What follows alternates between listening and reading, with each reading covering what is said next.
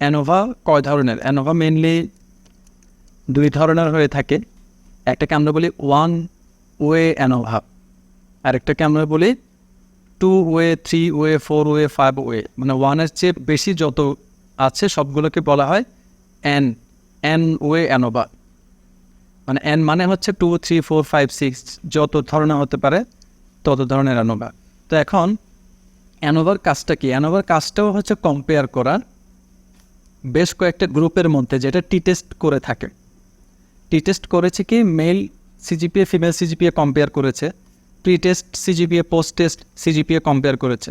Same কাজটা ANOVA দিয়েও করা যাবে। অ্যানোভাও কী করতে পারবে, মেলের সিজিপিএ ফিমেলের সিজিপিএ কি ডিফারেন্স আছে কিনা এটা বের করতে পারবে, প্রি টেস্ট এবং পোস্ট টেস্টের ডিফারেন্স আছে কিনা এটা বের করতে পারবে। কিন্তু অ্যানোভার সাথে টি টেস্টের একটা পার্থক্য আছে, সেটা হচ্ছে টি টেস্ট অনলি দুইটা গ্রুপের মধ্যে ডিফারেন্স বের করতে পারে, only two group, maximum two গ্রুপের মধ্যে টি টেস্ট ডিফারেন্স বের করতে পারে। কিন্তু অ্যানোভা 2 এবং 2-এর অধিক গ্রুপের জন্য ডিফারেন্স বের করতে পারে। এখন সে ফর এক্সাম্পল আমরা জানতে চাচ্ছি, আমরা 3টা প্রি টেস্ট পোস্ট টেস্ট আবার ফলো আপ টেস্ট করলাম, 3টা এক্সপেরিমেন্ট করলাম। একটা হচ্ছে বছরের শুরুতে, একটা বছরের মাঝামাঝি, একটা বছরের শেষে। এখন আমি জানতে চাচ্ছি 3টার মধ্যে ডিফারেন্সটা কী। তখন কিন্তু কি করা যাবে না, টি টেস্ট করা যাবে না, তখন অ্যানোভা করতে হবে। Because ANOVA can compare among more than 2 categories, mean CGPA or mean of more than 2 categories. এই কারণে টি টেস্ট এখানে লিমিটেড, যেটা আমাকে অ্যানোভা করতে হেল্প করবে। তো অ্যানোভার মধ্যে আবার one way ANOVA, two way ANOVA এগুলো আছে। আমরা যখন অ্যানোভা করব, তারপর হচ্ছে কোরিলেশন করব, রিগ্রেশন করব, তখন আমাদেরকে কিছু স্ট্যাটিস্টিক্যাল অ্যাজাম্পশন টেস্ট করে দেখতে হয় ওই ডেটাটা অ্যানোভার জন্য, টি টেস্ট কোরিলেশনের জন্য, রিগ্রেশনের জন্য উপযুক্ত কিনা। তো যেটা আমরা অলরেডি একটা অ্যাজাম্পশন করেছিলাম, সেটা হচ্ছে নর্মালিটি। ওই যে ফার্স্টের দিকে আমরা দেখেছিলাম যে স্কিউনেস কার্টোসিসগুলো ঠিক আছে কিনা, ওই নর্মালিটি যদি মিট করে তখন আমরা ওই ডেটাটাকে বলতে পারি যে এটা অ্যানালাইসিসের জন্য প্রযোজ্য, উপযুক্ত আছে। ঠিক তেমনি অ্যানোভা করতে গেলে আপনাকে অ্যানোভার একটা অ্যাজাম্পশন ফুলফিল করতে হয়, সেটা হচ্ছে ইকুয়ালিটি অফ ভেরিয়েন্স, যেটা আমরা টি টেস্টের ক্ষেত্রেও ওই অ্যাজাম্পশনটা প্রযোজ্য। অর্থাৎ আমি দুইটা গ্রুপের মধ্যে কম্পেয়ার করছি, কম্পেয়ার করার পূর্ব শর্ত হচ্ছে দুইটা গ্রুপের যে ভেরিয়েন্স, পপুলেশন ভেরিয়েন্সটা ইকুয়াল হওয়া লাগবে। ইকুয়াল হলেই then you can actually compare. এখন ইকুয়াল আছে কি না এটা আমরা টেস্ট করে বের করি।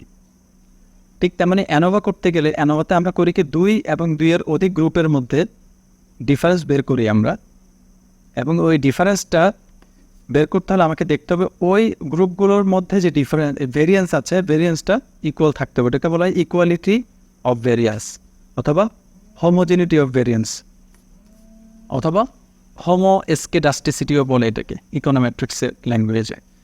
তো ওগুলো আমরা অ্যানালাইসিস করার সময় দেখব। প্রথমে আমরা দেখি অ্যানোভাটা কি। অ্যানোভা হচ্ছে simultaneous comparison of several population mean, 2 or more।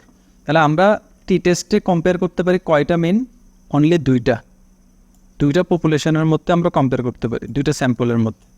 কিন্তু অ্যানোভা আমাকে 2 এবং 2-এর অধিক গ্রুপের মধ্যে কম্পেয়ার করতে সহায়তা করে। অ্যানোভার কিছু অ্যাজাম্পশন আছে, যেমন population should follow normal distribution, যেটা অলরেডি আমি আগে বলেছি। নর্মাল ডিস্ট্রিবিউশন, নর্মালিটি টেস্টটা আগে করে নিতে হয়।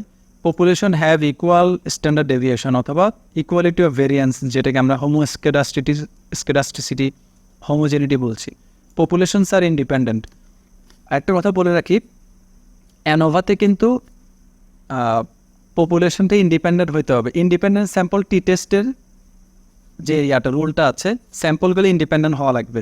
যেমন পেয়ার্ড স্যাম্পল টি টেস্ট যেটা করেছে ওইটা কিন্তু অ্যানোভা দিয়ে করা যাবে না, যেহেতু অ্যানোভাটা হচ্ছে অ্যানোভার পপুলেশন ডিফারেন্ট। আমি একটু ভুল করেছিলাম, একটু রং ইনফরমেশন। সেটা হচ্ছে প্রি টেস্ট, মাঝখানে একটা টেস্ট, আরেকটা টেস্ট। নর্মালি এত সিমিলার টাইপ অফ টেস্টের ক্ষেত্রে কিন্তু অ্যানোভা প্রযোজ্য হবে না। অ্যানোভাতে নর্মালি বলা হয় যে পপুলেশনে ইন্ডিপেন্ডেন্ট হওয়া লাগে। অনেকেই কিন্তু করে ফেলে অ্যানোভা দিয়ে, বাট অ্যানোভাটা আলটিমেটলি ইন্ডিপেন্ডেন্ট স্যাম্পলের জন্য প্রযোজ্য।